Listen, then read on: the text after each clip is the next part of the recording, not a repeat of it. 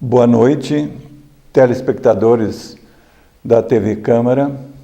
Hoje nós estamos apresentando o programa Literatura Local e temos uma convidada especial para tratar do tema significativo que é como superar limites de aprendizagem em leitura e escrita. Eu sou o professor Agostinho, que hoje vai conduzir essa conversa com Marisa, para realmente compreender de uma forma significativa a importância da alfabetização, principalmente para crianças e adolescentes com dificuldades na aprendizagem da leitura e da escrita. E torno a dizer a importância do tema, porque não existe literatura sem a competência da leitura e da escrita. Boa noite, Marisa. Boa noite. Com a palavra. Boa noite, é um prazer estar aqui, principalmente debatendo esse tema que me percorreu a vida toda, né? A gente sempre preocupado com as crianças, principalmente as crianças que apresentam dificuldades. Certo, Marisa. Eu gostaria de saber, assim, desde quando e quais são os passos principais que você deu para você assumir na tua vida esse projeto de vida que é ajudar crianças com dificuldades na leitura e na escrita? Acho que bem cedo eu já comecei a me preocupar.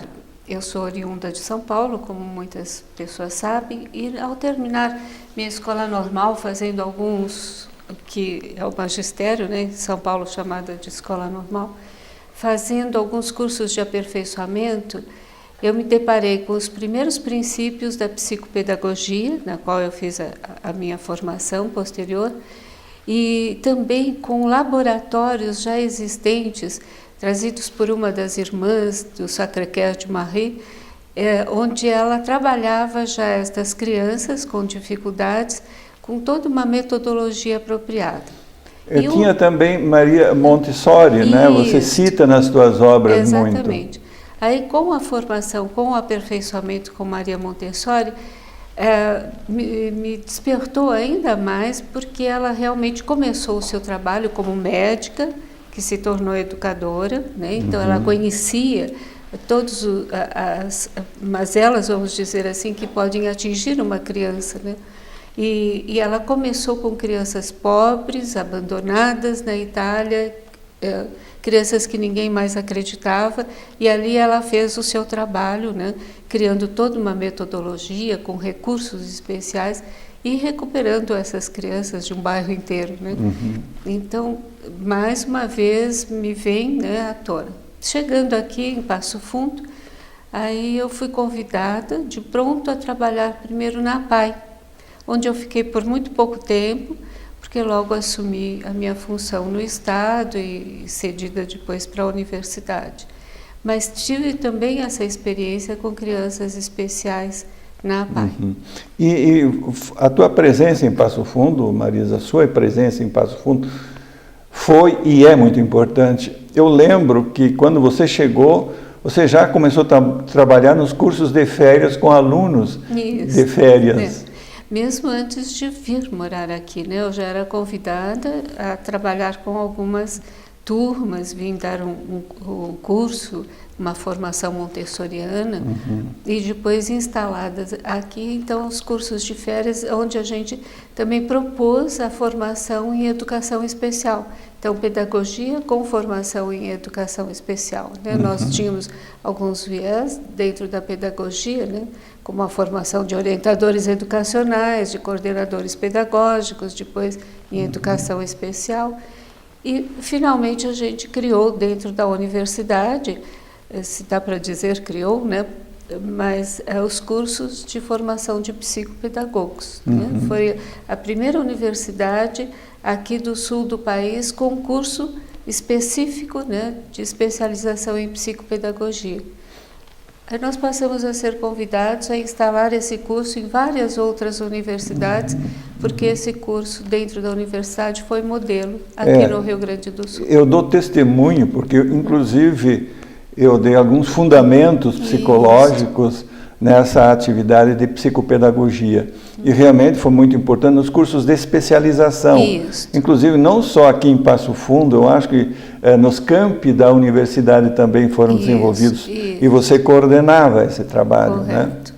Depois a URI nos convidou, a Fevale nos convidou para implantar também, né, o curso, e a gente foi trabalhar junto com eles, não deixando a universidade, porque entendíamos, né, que quanto mais pessoas tivessem este conhecimento, mesmo que não exercesse a sua profissão de psicopedagogo, que fosse apenas como professor, a visão, o olhar, o lugar da onde elas começariam a falar com estas crianças seria um lugar realmente especial. Eu vejo assim também, Marisa, a importância desse trabalho de alfabetização para crianças com dificuldades na aprendizagem, porque normalmente uma criança com dificuldades na aprendizagem é vítima de bullying, né? E presta um serviço, além de aperfeiçoar a competência infantil, é proporcionar um relacionamento escolar mais interessante, não parece? Isso. Eu tenho escrito algumas obras, né, que realmente tem esta visão, né? Como ajudar uma criança dentro do processo escolar a ser um aluno, que eu acho que todas as crianças têm, competente e até brilhante. Nesses últimos 2 anos, eu tive assim o desafio de ter algumas crianças disléxicas. Até um parênteses aqui que eu faço, a dislexia e o autismo têm sido mais presentes nas escolas. E não é só por uma questão de diagnóstico, né? Porque muitas vezes falam, bom, mas é que antes, desculpa, não se conheciam as crianças ou não se interpretavam, né, as suas dificuldades. Não é. O autismo, por exemplo, já está sendo uma obra de estudos, né, de profissionais, neurologistas, de áreas assim competentes, porque o surgimento está sendo grande, assim como a dislexia. E dentro do consultório eu senti esse desafio da dislexia, né? E vejo assim, Agostinho, não existe aprendizagem sem a leitura e a escrita. Não existe aprendizagem sem a capacidade de interpretação. Ao meu ver, a escola não precisaria hoje ensinar mais nada, a não ser assim, a ter uma boa leitura, uma boa escrita e alguns fundamentos na área da matemática, né? Porque o resto está aí, gente. A gente abre um computador, tem todas as informações que a gente quiser dar, né? As cidades, elas poluem de informações de todas as formas, né? Mas quem não tem essa propriedade de saber ler e escrever, não entra nesse mundo, que é um mundo letrado. Então você quer dizer, Marisa, que o teu trabalho hoje, inclusive basicamente, diz respeito a afastar os limites da disgrafia, dislexia e descalculia também, né? Com certeza, com certeza. Isso é muito bom. E eu tenho aqui também 2 livros. Um livro que trabalha a questão da teoria, a professora Marisa Potenzilho trabalha nesse livro a fundamentação para o trabalho psicopedagógico em função de que ela está muito preocupada com a questão justamente de uma alfabetização para a superação dos limites existentes nesse processo de alfabetização. E ela também possui uma obra interessantíssima, que são exercícios muito interessantes para que realmente seja superado o limite que envolve certas crianças, né? Não é, Marisa? Eu acho que é interessante. Eu gostaria que você falasse nesse livro sobre a parte de fundamentação teórica. E eu acho interessante que você começa com a história do pequeno Einstein, né? Então eu gostaria que você falasse um pouco sobre esse livro que você escreveu. Isso. Na verdade, né, quando a gente se depara com as crianças chamadas disléxicas, mas existem também outras com dificuldades, né, outras disfunções que trazem dificuldades para a leitura e escrita. A dificuldade dessa criança poder olhar a palavra e compreendê-la, e mais ainda projetá-la para uma nova palavra. Por exemplo, eu sempre digo assim, né, se eu escrevo a palavra mato e bato, né, praticamente eu uso as mesmas letras, eu só mudo a letra inicial. Para a criança disléxica é uma nova palavra, né? É como se ela não tivesse nunca visto aquela conformação de letras, né? E ela tem essa dificuldade de fazer essa transposição. É como se ela visse tudo embaralhado, a gente diz, né? E desta forma, a escola também está pecando um pouco, que é uma das coisas que eu gostaria que ficasse bem reforçado. Eu até hoje não entendi por que a escola usa a letra bastão, ou palito, ou lacinho no início da alfabetização.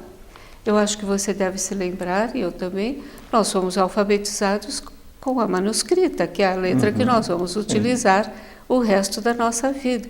Depois as associações com a letra script, aí é feita durante o processo de alfabetização. Não, se começa com uma letra que não é nem script e nem manuscrita.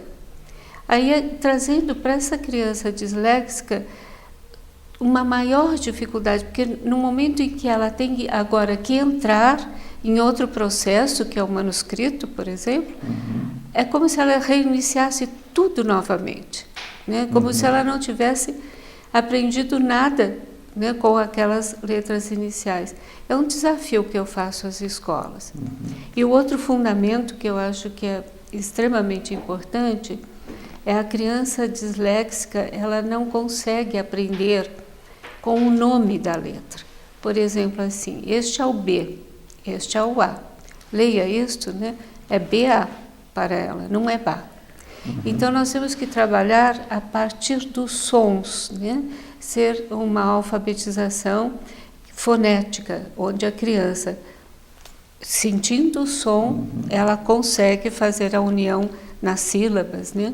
E ela aí se desenvolve mais facilmente. E é todo um processo, né, Agostinho?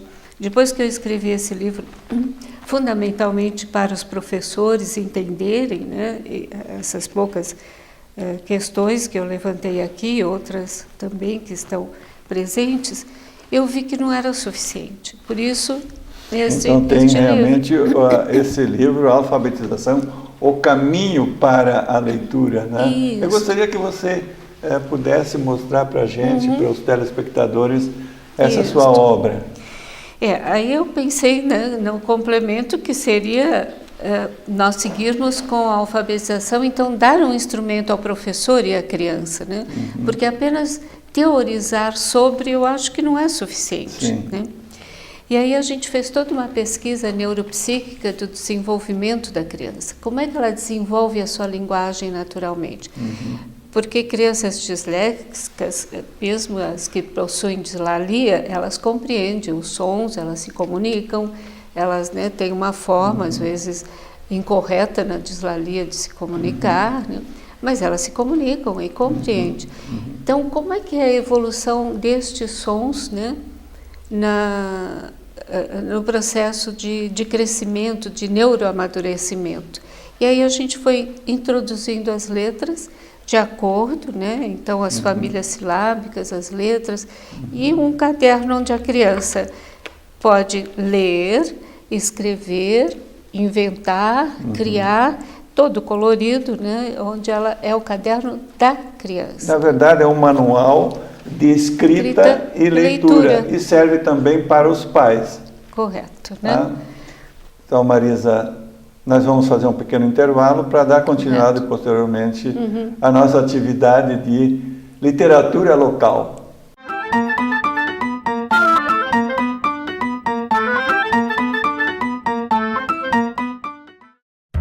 A Câmara de Vereadores está com você. Está com a Verônica na consulta médica. Vai junto com o Cauã para a escola. Acompanhe o seu Arcério e a Dona Conceição durante o lazer. É pelo seu bem-estar que a Câmara trabalha.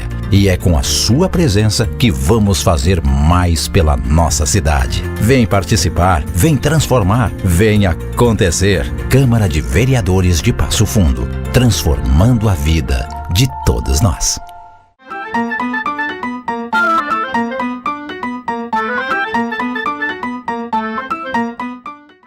Retornamos então ao programa Literatura Local e convém dizer que tanto a professora Marisa como eu somos da Academia Passo Fundense de Letras.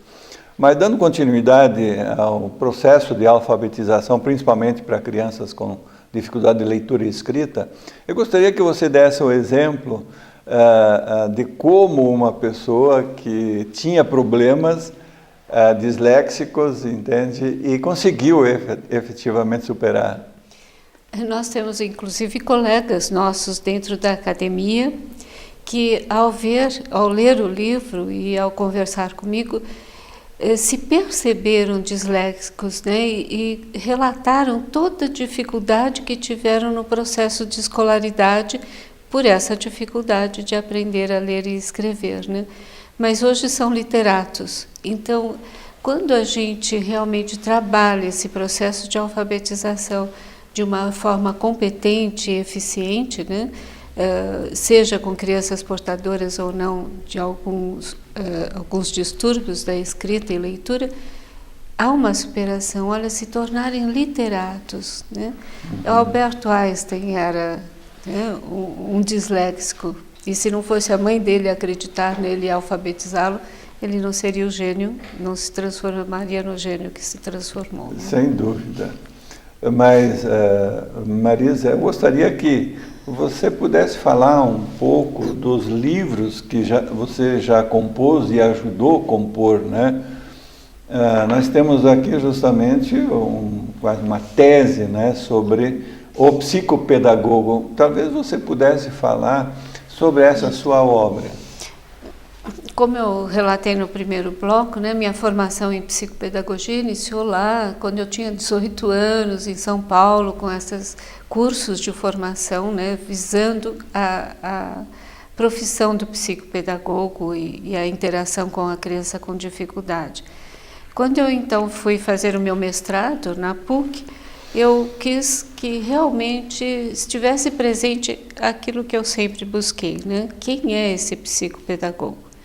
Porque mesmo hoje, como se define, com que teorias esse psicopedagogo trabalha, porque nós não podemos desvincular a visão psicopedagógica da formação científica, né, de uma pessoa. Então eu trago aqui vários exemplos de entrevistas que fiz com vários psicopedagogos em São Paulo, na Argentina, no Rio de Janeiro, com visões diferentes, mas sempre com o mesmo objetivo, né? Que é trabalhar a criança. E ali é interessante por isso, né? Que teorias circulam por cada estado, né? Ou mesmo país, no caso da Argentina.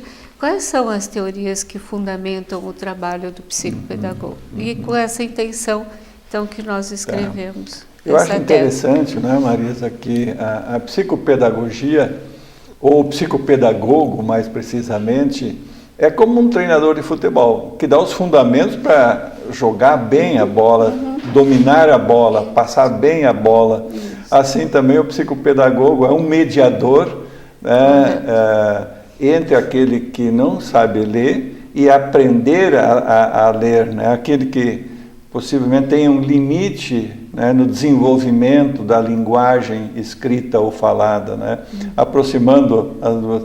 Claro, nem todo aquele disléxico vai se tornar um literato, mas não existe literatura sem afastar esses limites existentes. Com certeza. Mas, Marisa, eu gostaria que você falasse, eu acredito que foi uma das obras mais interessantes, que são Pais Competentes de Filhos Doentes, né? Eu acho tão interessante esse trabalho que você desenvolveu com vários colegas, né? Colegas, exatamente, né?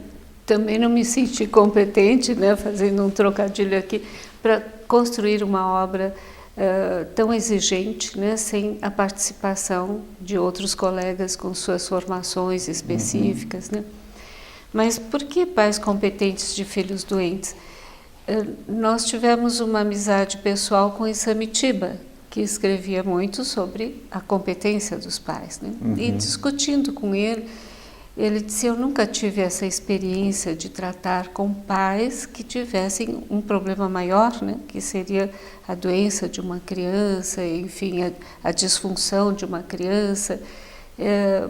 Marisa, eu até apoio, né? Ele disse, essa escrita, porque realmente eu acho que tem que trazer novas competências, né? Porque ser pai e mãe não é uma tarefa muito fácil, né? Porque cada criança é uma criança, cada uma tem as suas exigências, enfim, compreende também o mundo de uma determinada forma.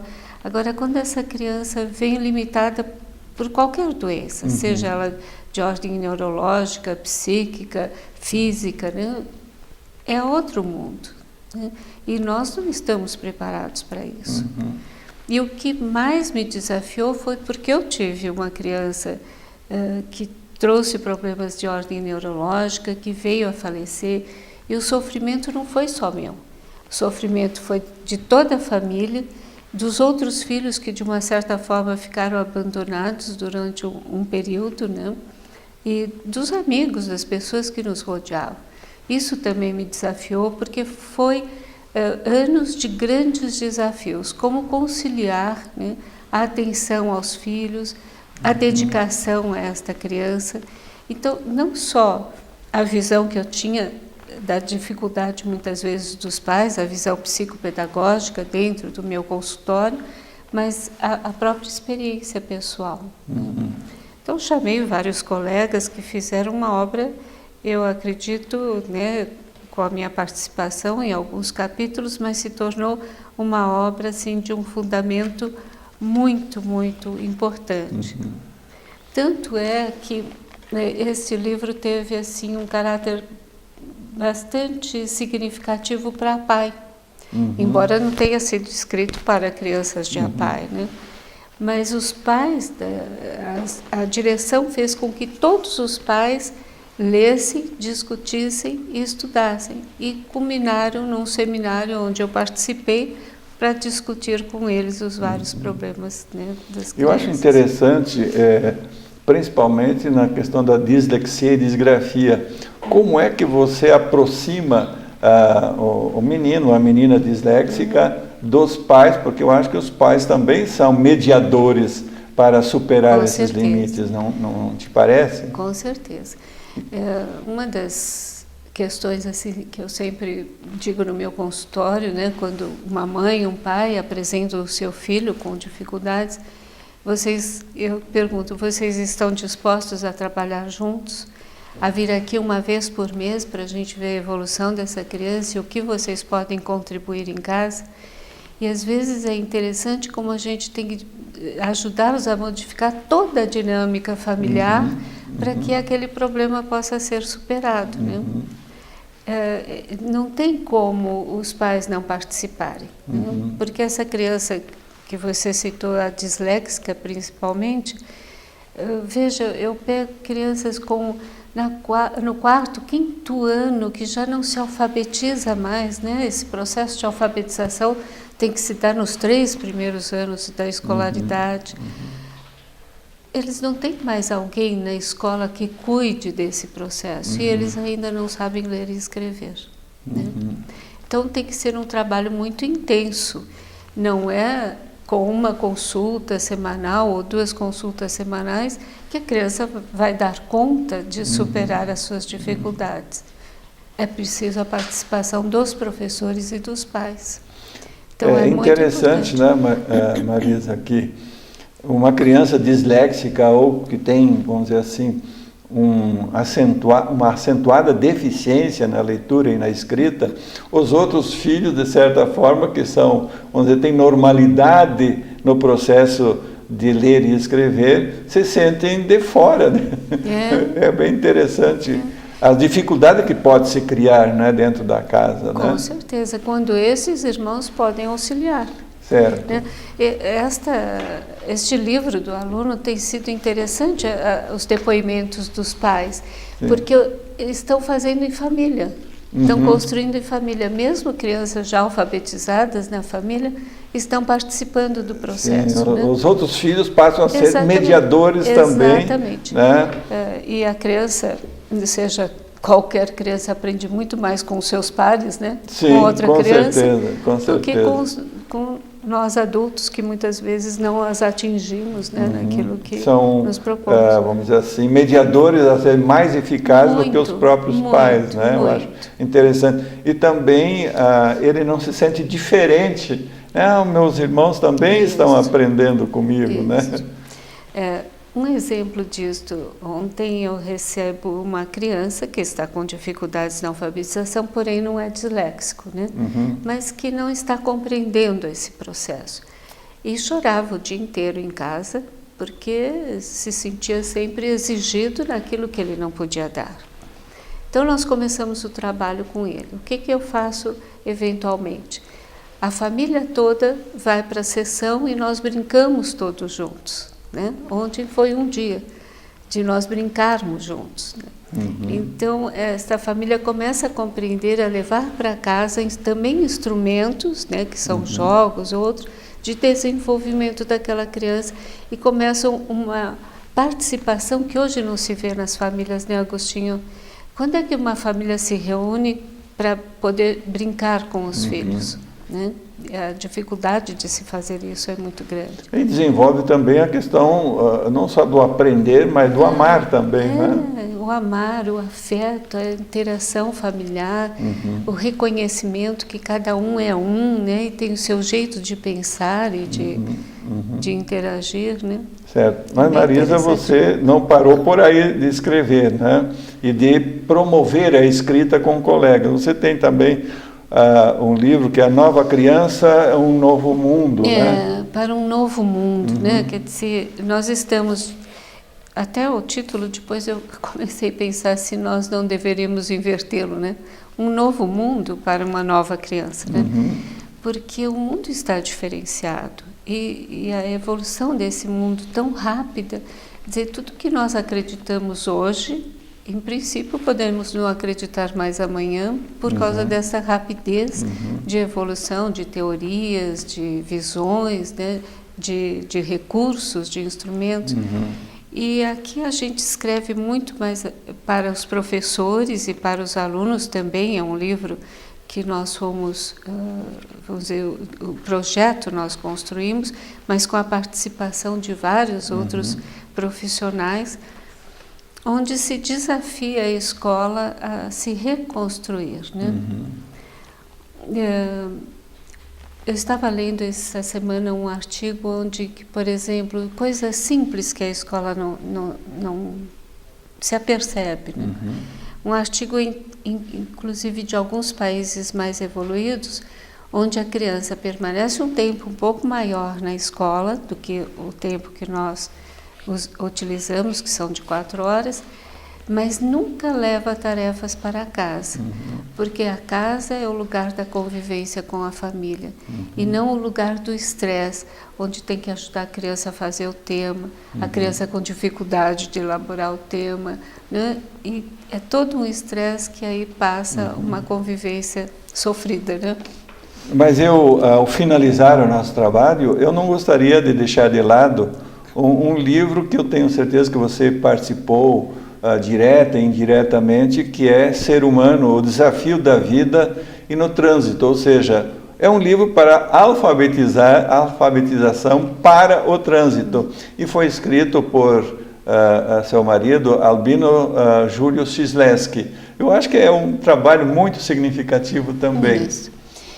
O Albino tinha várias ideias, né? E aí nós começamos numa primeira parte a identificar assim algumas doenças e os seus sintomas, né? Para que as pessoas também pudessem se apropriar disso, né? Por exemplo, eu tenho uma criança depressiva hoje que os pais não tinham notado que era a depressão que a criança possuía, né, e que estava trancando o seu desenvolvimento. Então, quando a gente compreende os distúrbios, as doenças e os seus sintomas, a gente identifica melhor.